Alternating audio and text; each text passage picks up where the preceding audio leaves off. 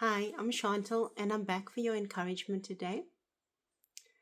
My morning was not as peaceful as I would have liked it to be, and then condemnation comes, and you wonder and you think, and all sorts of thoughts enter our minds.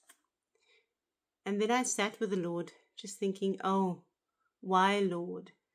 And because I'm in this digital platform now, sometimes I feel, well, I think many of us feel that we're just not worthy to represent God. Oh my goodness. But He sees us so differently to how we see ourselves. And that's a tension, right, that we sit in. The way we see ourselves and what God actually says about us. And I want to read something from Psalm 8 that speaks to that speaks to how God sees us, His image bearers. And I'll read it to you briefly.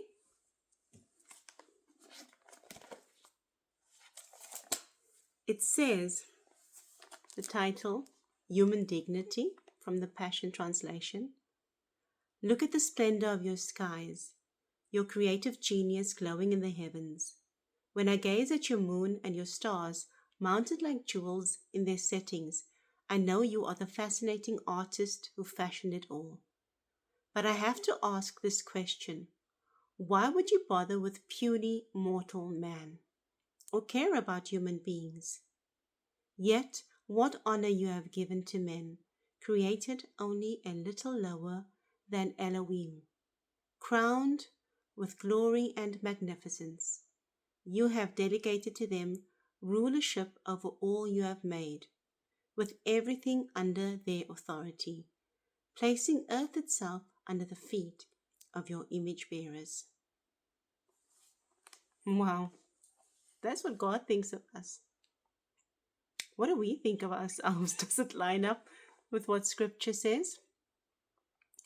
I think of Gideon, and I just have a little outline of the story of Gideon. He was quite timid when an angel was sent to him, hiding from the Midianites. And the angel, I'm just going to read something here.